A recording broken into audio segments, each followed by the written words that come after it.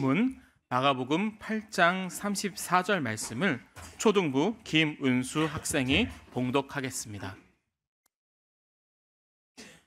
무리와 제자들을 불러 이르시되 누구든지 나를 따라오려거든 자기를 부인하고 자기 십자가를 지고 나를 따를 것이니라. 아멘. 우리 옆에 있는 분들 한번 인사하겠습니다. 사랑하고 축복합니다. 오늘 우리 요하부에서 초등부까지 이렇게 함께 같이 예배드려서 너무너무 감사합니다. 장소가 좀 협소해서 안타깝지만 그러나 이제 올 가을에는 정말 다 같이 한자리에 모여서 하나님께 영광 올리게 될 줄 믿습니다. 함성 함께 성전을 지어가자. 아멘. 자, 1번 해보겠습니다. 같이. 건물 성전과 신앙 공동체 성전을 함께 지어가자. 2번 성도가 함께 성전을 지어가자. 3번 주님과 함께 성전을 지어가자. 아멘. 우리 유아부에서부터 노년까지 우리 모두가 함께 성전을 지어가 아름다운 하나님의 집에 거하게 되기를 예수님의 이름으로 축복합니다. 이상한 나라 엘리서라고 하는 동화 여러분 잘 알 거예요. 거기에 보면 엘리서가 길을 잃고 헤매다가 갈림길을 만나게 되자 그때에 캐셔라고 하는 고양이가 나타나, 아주 영민한 지혜로운 고양이가 나타나자 이 엘리서가 묻습니다. 어느 길을 가야 해? 라고 묻는 거예요. 그러니까 이 고양이가 어디로 가는데 하고 되물었어요. 그러니까 엘리서가 말합니다. 난 잘 몰라. 그러자 고양이가 아주 유명한 말을 하죠. 한번 자막을 보고 같이 읽어보실까요? 어디로 가는지 모르면 아무 데도 갈 수 없어. 저는 이 한 줄 말이 옛날에 애들 읽어주면서 봤거든요. 그렇게 마음에 새겨지더라고요. 어디로 가는지 모르면 아무 데도 갈 수가 없어. 누구나 마찬가지예요. 우리가 아이 때는 보면 어디로 가는지도 몰라. 우리 유아, 유치부, 유년부, 초등대 때는 그저 시간 되면 일어나서 밥 먹고 놀고 지내고 그냥 그렇게 막 지내는 거예요. 그런데 중학생이 되고 고등학생이 돼도 그렇게 지내면 좋겠어요? 안 되죠, 안 되죠. 그리고 고등학교를 졸업하고 청년이 되고 30대, 40대가 됐는데 그냥 아침에 일어나서 가고 싶은 데 가고 있고 싶은 데 있고 그러면서 시간을 보낸다고 돈을 쓴다고 한번 생각을 해보십시오. 어릴 때는 어디를 가는지도 잘 모르고 뭘 해야 될지도 잘 몰라요. 그렇게 자라다가 자라면서 뭐 해야 되죠? 내가 가야 할 목적지가 정해져야 돼요. 내가 걸어가야 할 길이 정해져야 돼요. 저는 우리 유아, 유치부, 유년부, 초등부 이 시절에 적어도 이제 초등부까지 가면 아니 어릴 때부터 더 빨리 행성하는 것이 좋아요. 가야 할 목적지가 분명해지기를 축복합니다. 우리 어르신들 가운데서도 어르신이 되었는데도 이제 60, 70인데도 내가 앞으로 어떻게 살아야 될지 모르고 사시면 안 돼요. 저는 어릴 때부터 아마 제가 초등학교도 들어가기 전에 저희 부모님이 저에게 목적지를 분명히 알려주셨어요. 그래서 그 목적지가 지금까지 왔고 아마 죽을 때까지 계속될 거예요. 오늘 우리가 읽은 이 성경은 우리 인생이 어떤 목적지를 가져야 되고 또 그 목적지를 향하여 어떤 길을 가야 하는지를 또 그 길을 가는데 얼마나 대가를 지불해야 되는지를 잘 말씀해 주는 거예요. 자, 여러분은 어떤 목적지를 향해서 가고 있어요? 우리 아이들에게 어떤 목적지를 가르쳐 주시겠어요? 그리고 그 길이 어떤 길인지를 여러분들이 인식하고 가는 거예요. 사람이 가장 힘들고 어려울 때 인생을 살다가 가장 어려울 때가 많지만은 그 가운데 하나가 내가 저기가 내가 가야 할 길인 줄 알고 갔는데 막상 가보니까 내가 갈 길이 아니었어라고 할 때 그때 괴롭죠. 그리고 또 하나는 열심히 목적을 향해 길을 가다가 내 인생의 삶의 목적을 잃어버린 때가 있어요.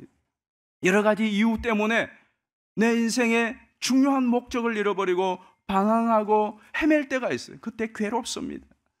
또 어떤 경우에는 목표를 세우고 돈과 에너지와 시간을 다 들여서 열심히 갔는데 그것이 결국은 헛된 꿈이었고 가지 말아야 될 길이었고 하지 말아야 될 일이었을 때 인생을 다 탕진하고 마는 것이죠. 마치 모파상의 진주 목걸이와 같은 겁니다. 그러나 가야 할 분명한 목적지, 확실한 목적지임에도 불구하고 그 길이 너무 힘들어서 가다가 포기하는 경우도 있어요. 오늘 이 말씀은 우리의 인생의 어린 아이 때부터 노년까지 내가 어디를 목적 삼고 어떻게 살아가야 될지를 성경에서 가장 잘 가르쳐주는 말씀이에요. 자, 우리 33절 우리 은수가 너무나 잘 읽어주었는데 우리 같이 한번 읽어보겠습니다. 시작. 제자들을 불러 누구든지 나를 따라오려거든 자기를 부인하고 자기 십자가를 지고 나를 따를 것이니라. 아멘. 우리가 함께 걸어가야 할 길이 뭐냐? 예수님 따라가는 길인 줄 믿습니다. 이 길은 주님과 함께 걸어가는 길이고 우리 어린아이부터 노년까지 우리 모두가 함께 일생을 가야 할 길이에요. 자, 그런데 이 길을 어떻게 걸어가야 되느냐? 자기를 부인하고 자기 십자가를 지고 가야 한다고 말합니다. 왜 예수님께서 이 말씀을 하셨는가? 왜 예수님은 갑자기 이 말씀은 성경에 3번이나 나와요. 3번. 예수님이 십자가에 못 박히시기 전에 바로 한 달 전에 한 번 말씀하셨고 또 한 6개월 전에 한 번 말씀하셨고 또 한 6개월 전에 말씀을 하셨어요. 그것은 그만큼 중요하다는 메시지죠. 자, 이 말씀이 어떻게 나오게 되었는지 성경을 한번 보겠습니다. 29절 말씀 보겠어요. 또 물으시되 너희는 나를 누구라 하느냐? 베드로가 대답하여 이르되 주는 그리스도 신이이다 하매 이에 자기의 일을 아무에게도 말하지 말라 경고하시고 인자가 많은 고난을 받고 장로들과 대제사장들과 서기관들에게 버림받되어 죽임을 당하고 사흘 만에 살아나야 할 것을 비로소 그들에게 가르치시되 드러내놓고 이 말씀을 하시니 베드로가 예수를 붙들고 항변하매 예수께서 돌이키사 제자들을 보시며 베드로를 꾸짖어 이르시되 사탄아 내 뒤로 물러가라. 내가 하나님의 일을 생각하지 아니하고 도리어 사람의 일을 생각하는도다 하시고. 아멘. 바로 이 말씀 다음에 34절이 나온 거예요. 자, 저는 여러분에게 3가지 질문을 던지겠습니다. 여러분 스스로 자신에게 대답을 해보시기를 바라요. 첫 번째 질문은 나는 예수님을 따르고 있는가 하는 질문. 1번 한번 읽어보실까요? 예수님을 따르고 있습니까? 자, 여러분 어떠세요? 예수님을 따르고 있습니까? 자, 두 번째 질문입니다. 두 번째 질문 읽어보겠습니다. 언제까지 예수님을 여러분 언제까지 예수님 따라가실래요? 언제까지? 세 번째 질문입니다. 같이 읽어봅시다. 왜 예수님을 따릅니까? 자, 여러분 이제는 답해 보시기를 바래. 여러분 예수님 따르고 있으십니까? 여러분 언제까지 예수님 따라가실래요? 죽을 때까지. 왜 예수님 따라갈 거예요? 이게 정말 중요해요. 1, 2, 3번 중에서 제일 우선적으로 제일 중요한 답은 3번이에요. 왜 예수님을 따라야 하는가? 왜 이 길을 걸어가야 하는가? 왜 나는 이 주일날 예배의 자리에 있어야 하고 왜 나는 예수님을 믿는가? 그게 가장 중요해요. 그래서 나는 정말 중간중간 질문해야 될 것이 나는 정말 예수님을 믿고 있는가? 이 시대의 상황 가운데 이런 환경과 조건 가운데 나는 진짜 예수님을 믿고 있는가? 이 질문 던져야 돼요. 나는 언제까지 예수님을 믿을 것인가? 나는 언제까지 예수님을 따를 것인가? 죽기까지. 왜? 예수님께서 이 34절의 말씀을 그냥 느닷없이 툭 하신 것이 아니에요. 오늘 우리 세대 통합 예배, 우리 유아부, 유치부, 유년부, 초등부 아이들에게 이 말씀이 어떻게 될까 참 염려가 많이 됐어요. 오늘 이 특송하는 거 보니까 아닌 것 같아요. 그리고 매일 성경을 꾸준히 해오면 오늘 이 말씀이 왜 예수님이 하셨는가를 생각하고 알 수가 있어요. 아까 읽은 35절에 예수님이 질문한 거예요. 너는 나를 누구라 하느냐? 너는 나를 누구라 하느냐? 이 질문에 대한 바른 대답이 나왔어요. 베드로가 뭐라고 말했죠? 주는 그리스도시요. 예, 예, 그거는 있는데 오늘 본문에는 없죠. 예, 그럼 생략을 해버렸어요. 왜? 구원자이면 돼요. 하나님의 아들이 이제 마태복음 16장에는 주는 그리스도시요 살아계신 하나님의 아들이십니다. 내 마가는 하나님의 아들 빼고 그냥 주는 그리스도라고만 해요. 왜? 다 알고 있기 때문에 그랬습니다. 자, 어쨌든 중요한 거는 예수님이 그리스도라 하는 이 사실 때문에 우리가 내 생명을 바쳐서도 이 길을 걸어가야 한다는 것입니다. 정말 그래요. 예수님이 구원자이시니까, 이 길이 생명의 길이니까, 여기에 영생이 있으니까, 이 세상에서 모든 삶의 구원이 예수님에게 있기 때문에 그 예수님을 졸졸졸 따라가야 된다는 거예요. 그런데 중요한 것은 베드로가 그렇게 예수님은 그리스도입니다라고 말했어요. 그리스도가 무슨 말이라고요? 예, 지금까지 설명을 했는데 어떻게 모르는 척하고 계십니까? 그리스도가 무슨 뜻이라고요? 예수님은 구원자이시라는 말이에요. 구약의 말로 하면, 히브리어로 하면은 메시아입니다. 메시아는 많이 들어봤죠? 메시아는 구원자라는 뜻이에요. 이것을 헬라어로 하면은 크리스토스, 그리스도가 되는 거예요. 원래 그리스도라는 것은 기름 부음을 받은 자라는 뜻이에요. 그런데 왜? 어떤 특별한 임무와 사역을 위하여 기름 부음을 받았어요. 그러니까 이분은 그리스도인데 어떤 그리스도냐? 우리를 구원하기 위하여 기름 부음을 받은, 구약의 히브리어로는 메시아고 신약 용어로는 그리스도고 우리말로는 구원자이고 영어로는 세이버이고 뭐 그렇습니다. 어쨌든 구원자이기 때문에 따라가는 거예요.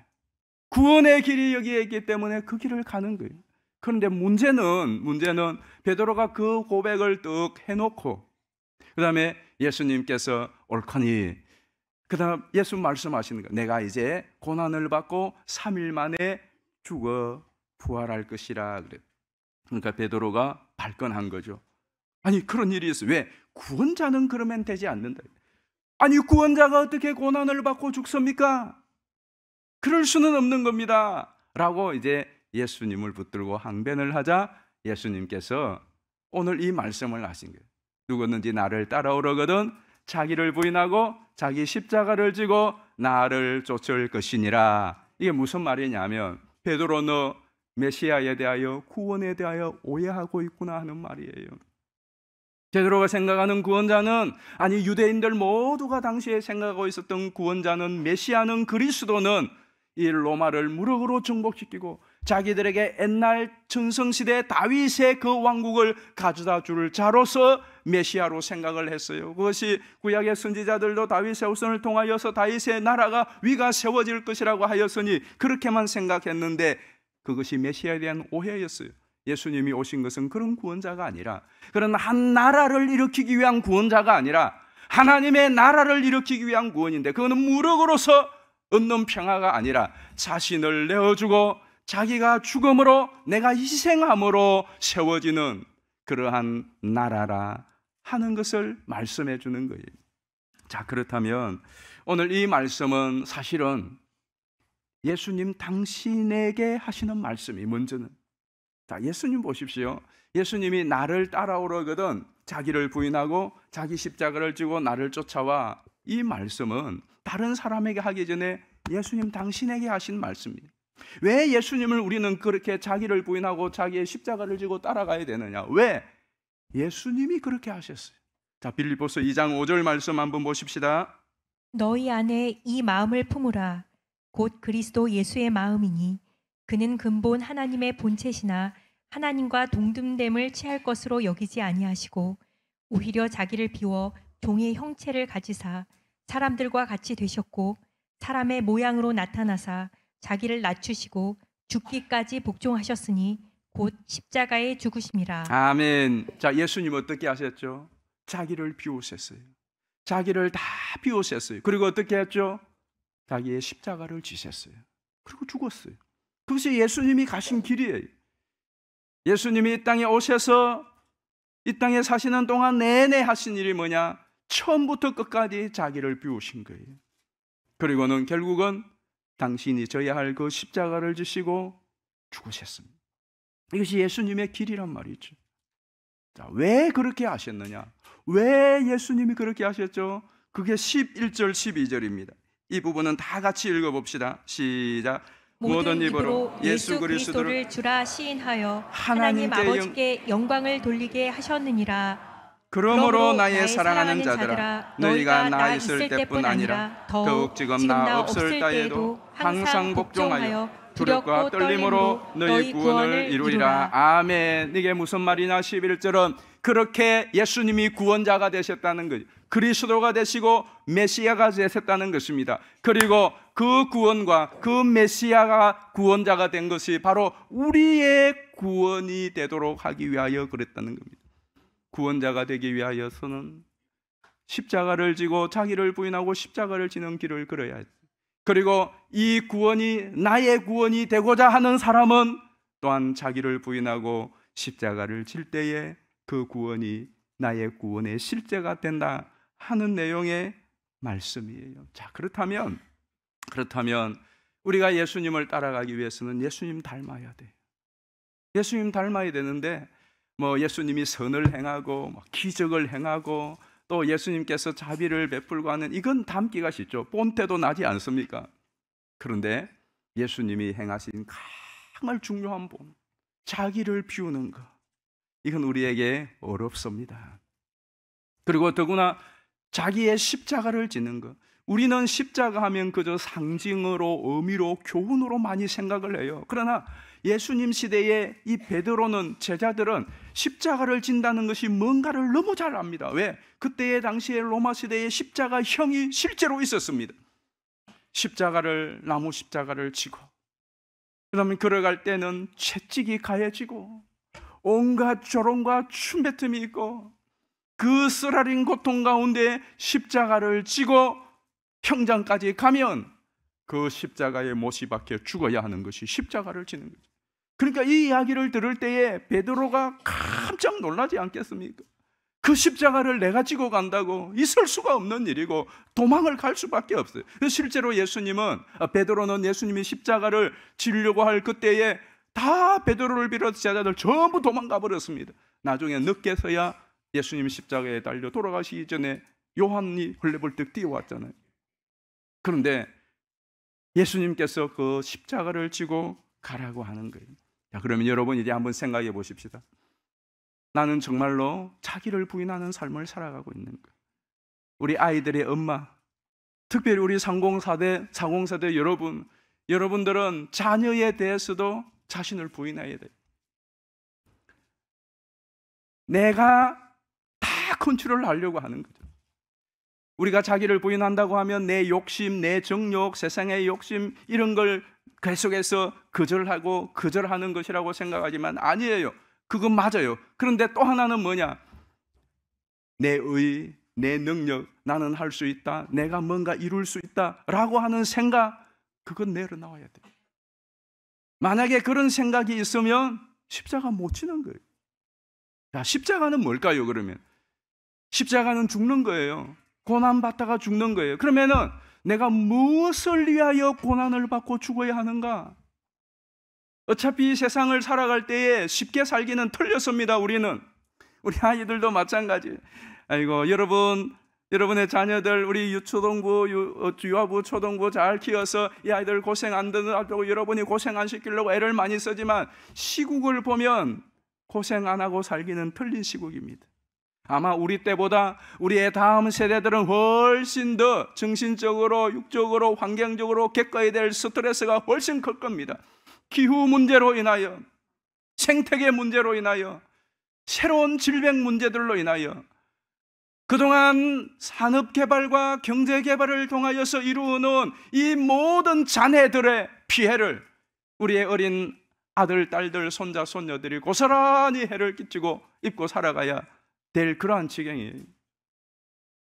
이러한 때에 과연 어떻게 이것을 돌파해 나갈 수가 있느냐? 자기 부인이 없으면 돌파해 날 수가 없는 거죠. 자, 그렇다면 여러분, 이 십자가가 뭐냐? 십자가는 단지 고난과 죽음이 아닌데 내가 무엇을 위하여 내 인생을 바치고 시간을 바치고 이 고난을 감수하고 심지어 내가 죽을 수도 있습니다. 그렇게 살다가 내 명예 살지 못할 수도 있단 말이에요. 물론 내 명은 내가 생각하는 명이고 하나님의 명이 그것을 이겠죠. 중요한 것은 오늘 이 십자가, 예수님이 지신 당신의 십자가는 무슨 십자가예요? 두 가지 의미가 있습니다. 한번 따라 하십시다. 순종의 십자가, 사명의 십자가. 자, 보십시오. 예수님은 왜 지금 자기를 비워 그리고 십자가의 길을 걸어가시고 죽으신 겁니까? 우리를 구원을 위해서 그랬어요. 그게 어디에서부터 시작된 겁니까? 아버지의 뜻인 것입니다. 아버지의 뜻. 하나님 아버지의 뜻. 그게 예수님이 자발적으로 순종하신 거죠. 그래서 예수님은 순종으로 우리의 구원을 이루셨다고 그래요. 그 순종의 길에 뭐가 있느냐? 자기 부인이 있어야 되는 거죠. 여러분, 왜 순종이 안 돼요? 우리 아이들 잘 순종 안 하잖아요. 여러분들도 아이 때 순종 안 했죠. 애들의 특징은 순종을 잘 안 합니다. 고집이 세죠. 왜? 그게 아이입니다. 자기 생각밖에 못해요. 자기하고 맞으면 엄마 말이든 아빠 말이든 선생님 말이든 순종해요. 물론 무서우면 순종을 할 수밖에 없지만 무서워도 순종하지 않는 아이들이 있어요. 내 생각하고 틀리면 순종하지 않아요. 그러니 한번 보십시오. 하나님께서 우리에게 주시는 말씀이 자녀를 양육하는 문제든, 여러분이 교회를 섬기는 일이든, 또 회사 생활을 하는 문제든, 가정을 꾸려가는 일이든, 하나님의 그것이 말씀이든 뭐 나라의 법이든 어떤 이유라도 내가 내 생각하고 맞으면 행하고 맞지 않으면 거절할 수 있어요. 하나님의 말씀인데도 불구하고 내가 거절하는 때가 얼마나 많습니까? 왜? 내 생각하고 안 맞으니까.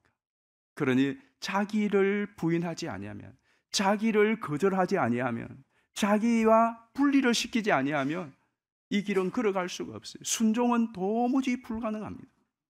두 번째로 사명이었죠. 예수님은 이 십자가가 구원이 당신의 이 땅에 사는 동안 사명이었습니다. 하나님의 말씀에 순종하여 왔어요. 그 순종이 나의 사명이 되는 거죠. 하나님의 그 뜻이 내 사명이 되는 거죠. 자, 그러면 여러분은 지금까지 어떤 사명을 가지고 살아왔습니까? 우리가 자녀를 양육하는 것도 사명감을 갖고 양육해야죠. 여러분이 교회 생활을 하고 신앙생활을 하는 것도 사명감을 가지고 신앙생활을 하셔야 돼요. 여러분이 직장에 나아가도 돈 버는 것이 물론 목적일 수 있겠지만, 그러나 내가 직장에서 이 업무를 하는 것이 사명이 되어야 됩니다. 이 세상을 사는 것이 사명이 되어야 돼요. 근데 중요한 것은 그 사명이 어디에서 나온 거냐 이거예요. 성도의 모든 사명은 주 예수께로부터 받은 것이 되어야 돼요. 여러분이 자녀를 양육하는 사명, 하나님이 내게 이 아이를 주셨어요. 우리 가정에 이 자녀를 주셨어요. 그러면 내가 하나님의 거룩하신 뜻에 맞게 자녀를 양육하는 사명이 있는 거예요. 여러분이 교회의 직분을 받았어요. 그러면 그 직분은 하나님으로부터 사역을 하라고 받은 직분이에요. 그러면 그것이 나의 사명이 되어야 돼요. 여러분이 기도하고 직장에 들어갔어요. 기도하고 사업을 시작했어요. 그러면 그 사업은, 그 직장은 내 사명지가 되어야 됩니다. 이 사명의식을 가지고 살아가야 돼요. 그 사명이라는 것은 하나님의 거룩하신 뜻을 이루는, 이 땅에 공의를 흘러보내며 하나님의 사랑과 은혜와 자비를 흘러보내며 많은 사람들을 유익하게 하며 이롭게 하는 그 사명이 여러분의 직장, 가정, 사업터, 교회 생활에 있다 이 말씀입니다. 그런데 그 일을 하려면은 자기를 부인하지 않고는 질 수 없는 십자가예요. 순종과 사명의 십자가는 자기 부인 없으면 지지 않아요. 그래서 요즘은 순종과 사명이라는 것은 다 이제는 구시대의 단어처럼 취급되어져요. 요즘 사명감을 누구에게 드러내고 사명감을 가지고 동기를 부여할 수 있겠습니까? 교회 안에서도 이제는 다 사명자라고 그랬어요. 한번 따라 하십시다. 나는 사명자다. 그래, 사명 앞에 울고 사명 앞에 회개하고 사명 앞에 다시 결기를 가지고 충성을 했습니다. 이제는 사명 필요 없어요. 사명을 아무리 교사로서의 사명, 부모로서의 사명, 이제 교역자로서의 사명 해도 이제는 사명이 그렇게 귀담아 마음속에 들려지지 않는 시대예요. 그리고 순종, 요즘 어떻게 순종합니까? 군대에서도 요즘은 순종 안 합니다. 복종이라고 하는 단어 자체는 이거는 인권 유린하는 단어처럼 취급을 합니다. 애들한테도 순종하라고 못하죠. 그것이 우리의 큰 재앙입니다. 왜 그러한 생각이 싹신하고 꽃이 피고 지금 이제 열매를 거두는 그것이 아닌 줄 알면서도 그럽니다. 자아 때문에 그렇죠. 자아 때문에. 35절 말씀 한번 보시다. 누구든지 자기 목숨을 구원하고자 하면 잃을 것이요 누구든지 나와 복음을 위하여 자기 목숨을 잃으면 구원하리라. 사람이 만일 온 천하를 얻고도 자기 목숨을 잃으면 무엇이 유익하리요.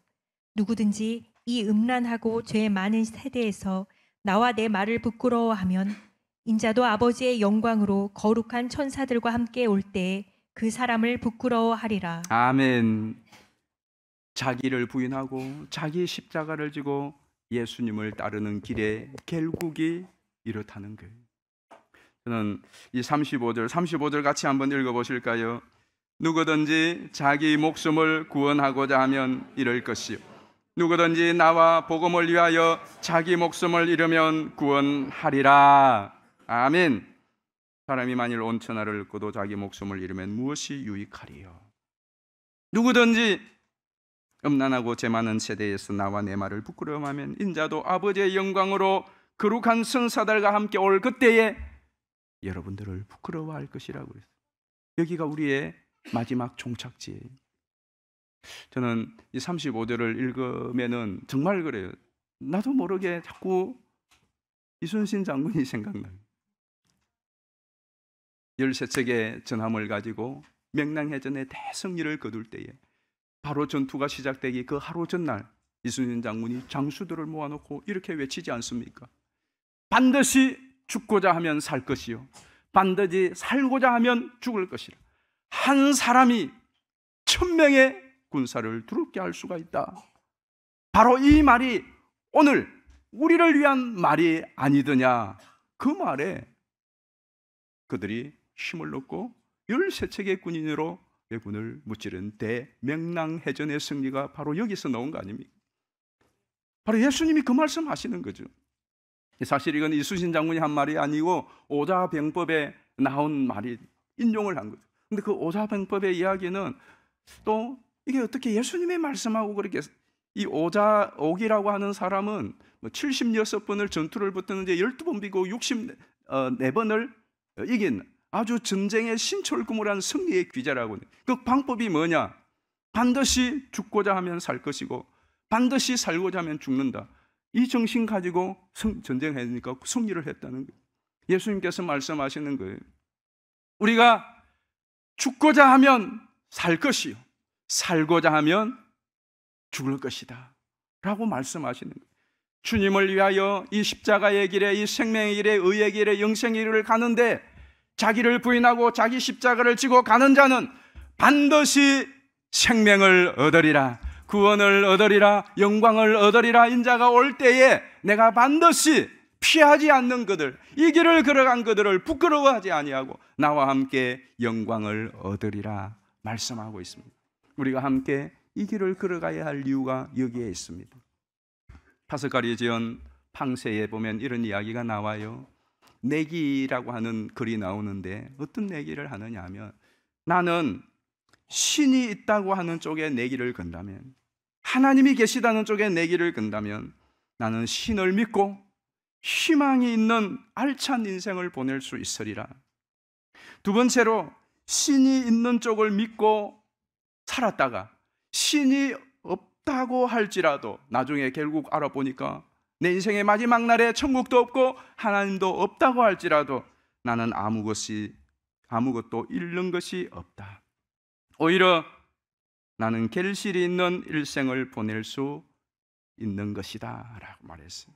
그리고 만약에 신이 없는 쪽에, 천국도 없는 쪽에, 영생도 없는 쪽에 내 인생을 걸고 살았다면 나는 일생 동안 아무렇게나 시시한 쾌락에 잠겨 일생을 낭비하게 되었으리라. 그리고 마지막에 진짜로 없다고 생각하는, 없다고 믿었던 신이 있고 영생이 있다면 한 번도 신을 믿지 않았던 나의 인생은 어떻게 그 신 앞에 설 것인가?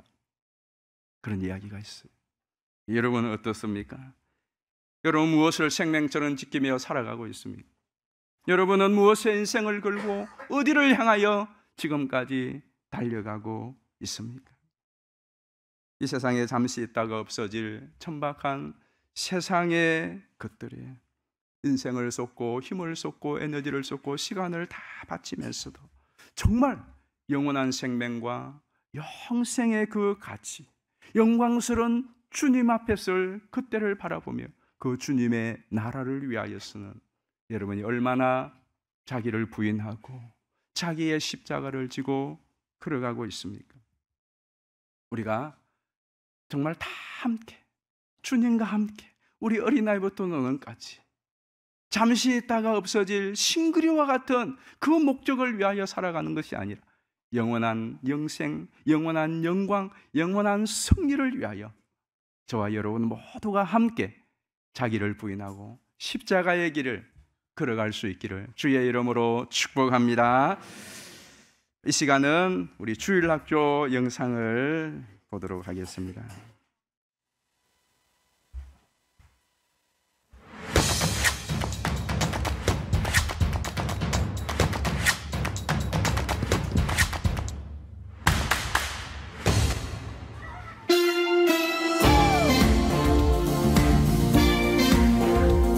우리가 기뻐할 수 있는 이유는 주님이 우리와 동행하시기 때문입니다.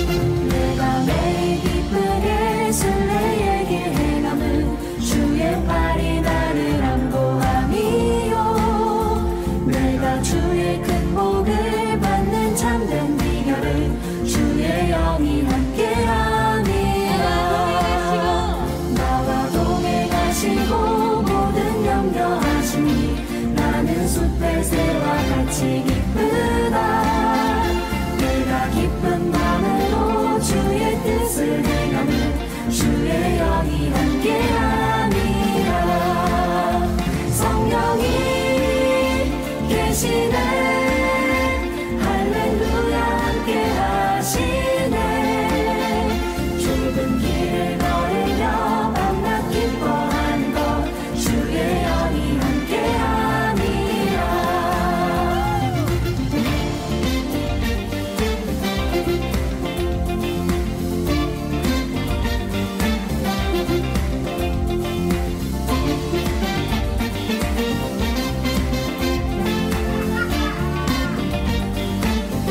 내가 매일 기쁘게 순례의 길 행함은 주의 팔이 나를 안보함이요 내가 주의 큰 복을 받는 참된 비결은 주의 영이 함께함이라 성령이 계시네 할렐루야 함께하시네 좁은 길을 걸으며 밤낮 기뻐하는 것 주의 영이 함께함이라 성령이 계시네 할렐루야 함께하시네 좁은 길을 걸으며 밤낮 기뻐하는 것 주의 영이 함께함이라